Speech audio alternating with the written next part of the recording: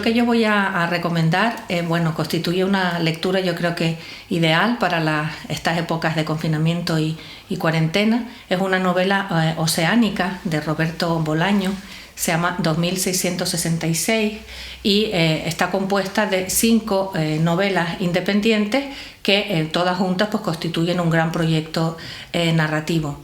Digo que en otro momento es bastante difícil enfrentarse a una lectura de unas 1200 páginas más o menos, y bueno, yo decidí empezar la cuarentena así, con una macro novela, ¿no?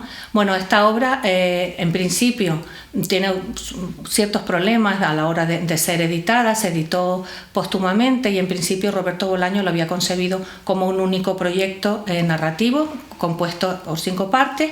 Lo que pasa es que cuando yo vio cercana su muerte, por razones editoriales y sobre todo por garantizar la herencia de su familia, pues propuso que se publicaran como 5 novelas independientes para que fuera saliendo una así cada año o algo así, y de alguna manera pues le garantizara a su familia por recibir los derechos.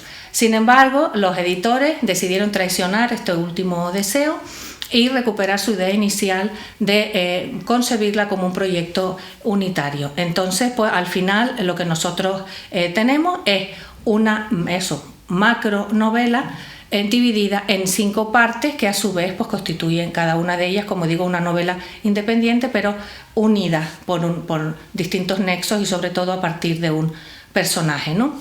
Bueno, la novela se basa en la figura de un escritor un poco fantasmagórico, Benno von Archimboldi, cuyo nombre ya nos remite al famoso pintor de las figuras compuestas, de los retratos compuestos, y ya de alguna manera es una pista de todo el laberinto intertextual que va a suponer esta novela, ¿no? Pues empieza la novela con lo que se llama la parte de los críticos, donde unos críticos literarios de distintas ciudades se dedican a investigar y a perseguir la figura de este escritor fantasma. Les encantan sus novelas pero no saben quién es, y entonces empiezan a perseguirlo. Esta es una parte muy irónica, muy ágil, muy divertida, donde se critica el canon de lo que es la cultura narrativa, se critica el mundo académico, se ironiza sobre los congresos, sobre los escritores. Está muy bien, y al final estos críticos acaban persiguiendo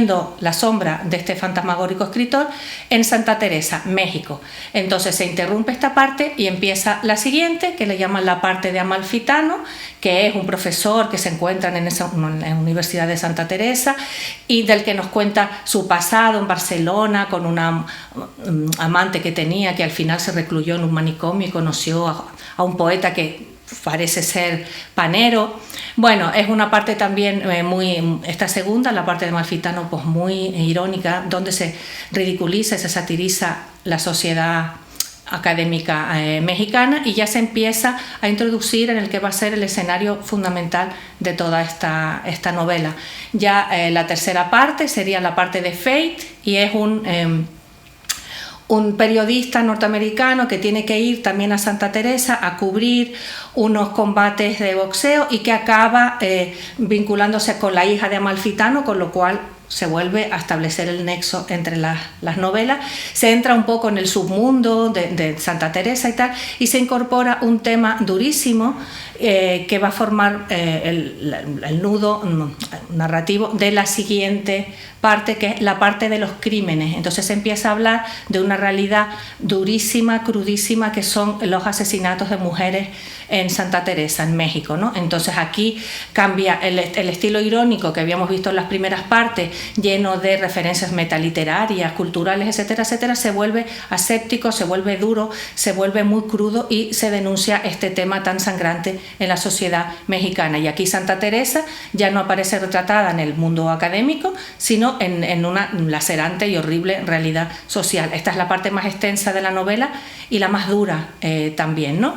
Y luego ya tenemos la última parte, que se llama la parte de Archimboldi, donde se nos desvela, no se preocupen, no les voy a decir nada, se nos desvela quién es este escritor, y cambiamos completamente de tiempo y de escenario. Nos remontamos a sus orígenes, a la Segunda Guerra Mundial, a las contiendas en Alemania, en Rusia. Descubrimos los inicios como escritor de este hombre, por qué decide utilizar ese seudónimo, por qué decide ocultarse, y al final, por razones que tampoco les voy a decir, acaba de alguna manera cruzándose con el tema de las muertes de las mujeres y con todo lo que han constituido las partes anteriores.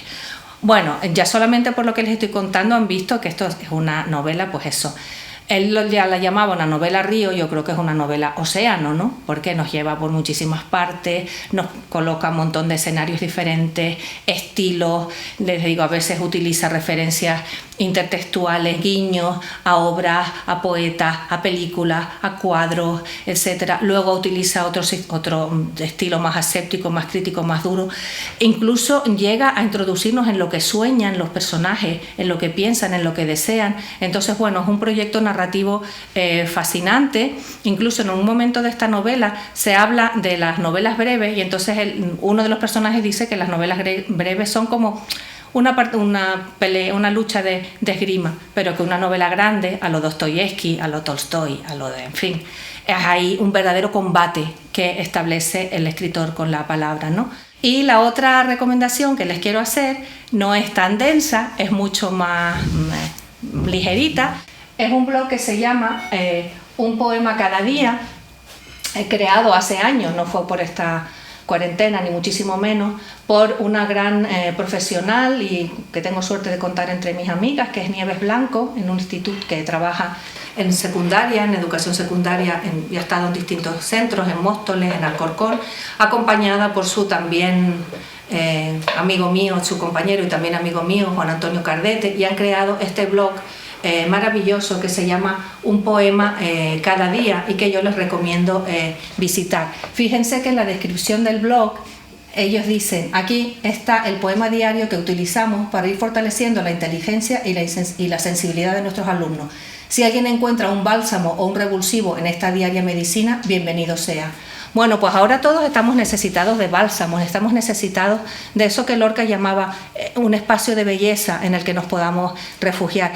No hay mayor belleza que la que podamos encontrar en un poema, o lo que podamos encontrar en una ficción, en una serie de televisión, en una película, en una obra de teatro, en algo que nos proporciona pues una salida, un átomo de luz dentro de esta negrura en la que estamos viviendo, ¿no? A cada entrada de cada poema ellos incorporan una imagen, un cuadro que de alguna manera se relaciona con ese poema, con lo cual el viaje lo tenemos garantizado. Es como una ventana a esos paisajes que ahora en el confinamiento pues no podemos visitar y que gracias a este maravilloso blog pues podemos hacerlo, ¿no? Entonces fíjense, aquí tenemos pues un poema y una ilustración. Entonces hay suficientes poemas como para que no... Mire, fíjense qué interesante, una ventana. Todos estamos ahora en las ventanas, viendo la realidad a través de la ventana, y el poema elegido se llama Abre todas las puertas, ¿no?, de Luis Alberto de Cuenca.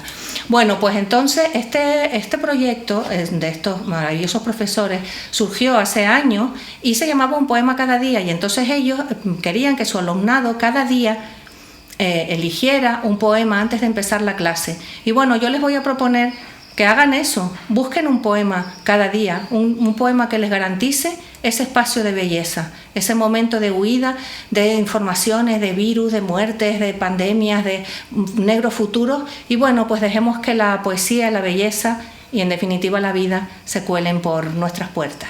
Y aquí están mis 2 recomendaciones.